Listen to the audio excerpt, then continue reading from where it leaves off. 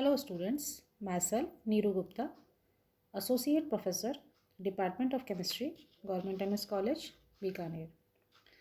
बच्चों, BSc part 1 का हम फर्स्ट पेपर इनऑर्गेनिक केमिस्ट्री पढ़ रहे हैं। हमारी सेकेंड यूनिट चल रही है और हम उसके सेकेंड चैप्टर में हैं। हमारा सेकेंड चैप्टर है मॉलिक्यूलर ऑर्बिटल थ्योरी अर्थात अणु कक्षक सिद्धांत, और उसमें हम आज जो टॉपिक लेंगे वो है molecular orbital diagrams of diatomic molecules part 1 अर्थात समनाभिकीय द्विपरमाणुक अणुओं के लिए आणविक कक्षक ऊर्जा आरेख। सबसे पहले बात करेंगे कि डाइएटॉमिक मॉलिक्यूल्स होते क्या हैं। डाइएटॉमिक मॉलिक्यूल्स को अगर आपको डिफाइन करना हो तो हम जो इसकी परिभाषा देते हैं वो इस प्रकार है कि समान प्रकार के दो अणुओं से मिलकर दो परमाणुओं से मिलकर जो अणु बनता है उसे समनाभिकीय द्विपरमाणुक अणु कहते हैं अर्थात होमोन्यूक्लियर डाइएटॉमिक मॉलिक्यूल कहते हैं। और डाइएटॉमिक मॉलिक्यूल्स हम दो भागों में बांट लेते हैं। पहले होमोन्यूक्लियर, जैसा हमने बताया कि समान प्रकार के अणुओं से मिलकर बनेगा, और दूसरा हेट्रोन्यूक्लियर अर्थात विषम नाभिकीय या असमान परमाणुवीय कक्षकों परमाणुवीय परमाणु से मिलकर जो अणु बनेगा उसे हम हेट्रोन्यूक्लियर कहते हैं। तो आज जो हम बात करेंगे वो हम बात करेंगे होमोन्यूक्लियर मॉलिक्यूल्स की अर्थात समनाभिकीय अणुओं की।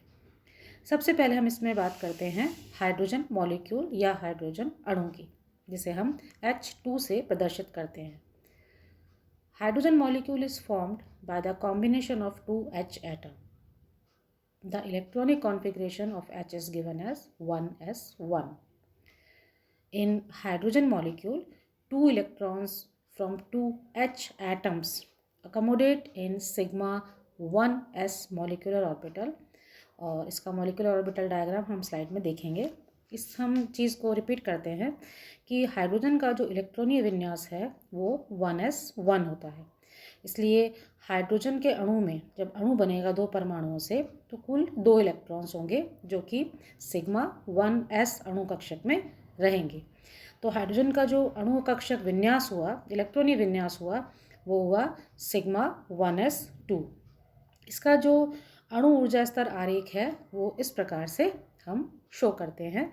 इसमें आप देख रहे हैं 1s ये दो हाइड्रोजन के एटॉमिक ऑर्बिटल हैं अर्थात परमाणुवीय कक्षक हैं, और जो हम बीच में देख रहे हैं वो है मॉलिक्यूलर ऑर्बिटल अर्थात अणु कक्षक, जिसे हम सिग्मा 1s द्वारा प्रदर्शित करते हैं। इस विन्यास में आप देख रहे हैं कि जो दोनों इलेक्ट्रॉन हैं वो सिग्मा 1s ऑर्बिटल का हिस्सा हैं या सिग्मा 1s ऑर्बिटल में आए हैं, इसीलिए हमने इसका जो इलेक्ट्रॉनीय विन्यास लिखा है वो सिग्मा 1s2 लिखा है। इसी के साथ हम इसके बॉन्ड ऑर्डर को भी देख रहे हैं, यानी कि बंध कोटि को या बंध क्रम को। बंध क्रम जैसा हमने अपने प्रीवियस लेक्चर में देखा था कि बंध क्रम निकालने के लिए हम बंधी इलेक्ट्रॉन्स की संख्या माइनस प्रतिबंधी या विपरीत बंधी इलेक्ट्रॉन्स की संख्या को यदि 2 से भाग देते हैं तो हमें उसका बंध क्रम प्राप्त होता है। तो यहाँ हाइड्रोजन के लिए दोनों इलेक्ट्रॉन्स चूँकि उसके बंधी अणु कक्षक में हैं तो 2 - 0/2 = 1, अर्थात हाइड्रोजन का एटम जब हाइड्रोजन के जो परमाणु आपस में बंधित होते हैं तो उनके मध्य एक सिंगल या एकल सहसंयोजक बंध बनता है, और इलेक्ट्रॉन्स की फिलिंग के लिए हम इसको जो हमने ऑर्डर लिखना होता है हमें लिखते हैं वो है sigma 1s2 and sigma anti bonding 1s0, अर्थात विपरीत बंधी कक्षक में चूँकि कोई इलेक्ट्रॉन नहीं है और उपस्थित इलेक्ट्रॉन सारे युग्मित हैं, इस कारण से हाइड्रोजन का जो अणु है वो प्रतिचुंबकीय या डायमैग्नेटिक होता है। अब हमने इस एक डायग्राम में 4 अणु और आयनों के मॉलिक्यूलर ऑर्बिटल डायग्राम या अणु कक्षक आरेख प्रदर्शित किए हैं। पहला हाइड्रोजन का है जो अभी हम देख चुके हैं, दूसरा हाइड्रोजन अणु आयन का है।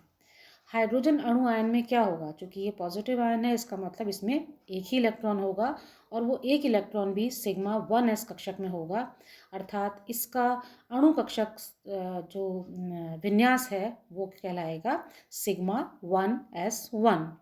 और ये चूँकि एक सिग्मा बॉन्ड है और इसकी बंध ऊर्जा 103 किलो कैलोरी होती है। और जब हम इसका बंध क्रम निकालते हैं तो ये बंध क्रम निकलेगा 1 - 0/2, तो ये होगा 0.5, अर्थात H और H+ आयन के बीच आधा ही बंध होता है और ये बहुत वीक बॉन्ड होता है। इस कारण से ये हाइड्रोजन अणु की तुलना में कम स्थायी होता है। अगला जो हमारा इसमें चित्र है वो है हीलियम अणु का। हीलियम अणु यानी कि He2। हीलियम परमाणु का इलेक्ट्रॉनीय विन्यास 1s2 होता है, अर्थात अणु जब बनेगा तो कुल 4 इलेक्ट्रॉन्स इसमें उपस्थित होंगे और ये चारों इलेक्ट्रॉन्स 2 एंटी बॉन्डिंग में और 2 बॉन्डिंग ऑर्बिटल में जाएंगे, तो इसका इलेक्ट्रॉनीय विन्यास हो जाएगा sigma 1s2 sigma anti bonding 1s2। और जब हम इसका बॉन्ड ऑर्डर निकालेंगे तो ये बॉन्ड ऑर्डर हो जाएगा 2 - 2/2 = 0, अर्थात He के बीच कोई बंध नहीं बनता और ये एक मोनो एटॉमिक या एक परमाणुक होता है। एक और जो इसमें चित्र प्रदर्शित है वो है हीलियम अणु आयन का। हीलियम परमाणु का इलेक्ट्रॉनिक विन्यास जैसा हम जानते हैं 1s2 होता है और हीलियम आयन का विन्यास हो जाएगा 1s1। इस प्रकार हीलियम का जो अणु आयन होगा उसके पास कुल 3 इलेक्ट्रॉन होंगे और इसका इलेक्ट्रॉनिक विन्यास होगा sigma 1s2 sigma anti bonding 1s। और इस स्थिति में जब इसका हम बंध क्रम ज्ञात करेंगे तो वो 0.5 आएगा, क्योंकि 2 - 1/2 = हाफ, और हाफ जब हम फ्रैक्शंस में देख रहे हैं तो ये आधा है और इसकी वैल्यू होती है 0.5। तो इस तरह से हम इन चारों मॉलिक्यूल्स और मॉलिक्यूल्स आयन का जो होमो एटॉमिक हैं उनका अणु ऊर्जा आरेख प्राप्त करके ये बता सकते हैं कि उसमें बंध क्रम का मान क्या होगा। अब हम बात करेंगे molecular orbital diagram of lithium molecule. Lithium के अणु का अणु ऊर्जा आरेख। लिथियम का इलेक्ट्रॉनिक विन्यास होता है 1s2 2s1। एटॉमिक नंबर है इसका 3। कॉन्फ़िगरेशन इसका होगा जो कि 3 है तो कुल मिला के 6 इलेक्ट्रॉन्स को इसमें भरा जाना है। और ये 6 इलेक्ट्रॉन्स किस क्रम में भरे जाएंगे ये आप इस चित्र में भी देख रहे हैं। सिग्मा 1s में 2 इलेक्ट्रॉन जाएंगे, सिग्मा एंटी बॉन्डिंग 1s में 2 इलेक्ट्रॉन जाएंगे और 2 इलेक्ट्रॉन जाएंगे सिग्मा 2s2 में। बंध क्रम हो जाएगा चूँकि 4 या हम इसको यहाँ पर 2 से भी निकाल सकते हैं क्योंकि 1s ऑर्बिटल पूरा भर चुका है। तो जो अगला हमारा हिस्सा है वो 2s का है और उसमें सिर्फ बंधी कक्षकों में ही 2 इलेक्ट्रॉन हैं, अबंधी में या विपरीत बंधी में कोई नहीं है। तो 2 - 0/2 = 1, यानी कि लिथियम के बीच एक सिग्मा बॉन्ड बनता है और इसका इलेक्ट्रॉनिक विन्यास हम लिखते हैं sigma 1s2 sigma anti bonding 1s2 and sigma 2s2। Next जो हम मॉलिक्यूलर ऑर्बिटल डायग्राम लेंगे वो है बेरिलियम के मॉलिक्यूल का। बेरिलियम का इलेक्ट्रॉनिक विन्यास है 1s2 2s2 और जो कि ये 4 इलेक्ट्रॉन हैं तो कुल मिला के 8 इलेक्ट्रॉन्स मॉलिक्यूल बनते समय भरे जाएंगे। और ये जो इलेक्ट्रॉनिक कॉन्फ़िगरेशन हमें देंगे वो होगा 1s2 sigma 1s2 sigma anti bonding 1s2 sigma 2s2 and sigma anti bonding 2s2। यहाँ हम 1s को नहीं काउंट कर रहे हैं, 2s से हम काउंट करते हैं तो 2 इलेक्ट्रॉन्स एंटी बॉन्डिंग में हैं, 2 इलेक्ट्रॉन्स बॉन्डिंग में हैं, अर्थात 2 - 2/2 = 0/2 और =0, अर्थात बेरिलियम का चूँकि बंध क्रम 0 है इसलिए Be2 का मॉलिक्यूल या Be2 अणु नहीं एग्जिस्ट करता या उसका कोई अस्तित्व नहीं होता। और ये बात हम इस चित्र में देख रहे हैं। अगला मॉलिक्यूलर ऑर्बिटल डायग्राम है बोरोन का। बोरोन परमाणु का इलेक्ट्रॉनिक विन्यास होता है 1s2 2s2 2p1। इस कारण बोरोन के पास कुल 10 इलेक्ट्रॉन होंगे और इसका जब हम इलेक्ट्रॉनिक विन्यास लिखेंगे तो वो किस तरह से लिखा जाएगा। यहाँ हम ये इंडिकेट करता है 1s ऑर्बिटल को, यानी कि sigma 1s and sigma anti bonding 1s। तो हम इसे बार बार नहीं लिखेंगे, हम इसकी जगह के का इस्तेमाल करते हैं और उसके आगे के जो इलेक्ट्रॉन्स की फिलिंग है वो इसके इलेक्ट्रॉनिक विन्यास में प्रदर्शित की गई है। 2 इलेक्ट्रॉन आएंगे सिग्मा 2s2 में, 2 इलेक्ट्रॉन जाएंगे सिग्मा एंटी बॉन्डिंग 2s2 में, और उसके बाद के जो 2 इलेक्ट्रॉन हैं वो pi 2p(y1) and pi 2p(z1). The letter K denote the closed shell structure and do not participate in the bonding. तो हमें बॉन्ड ऑर्डर 2s से निकालना है।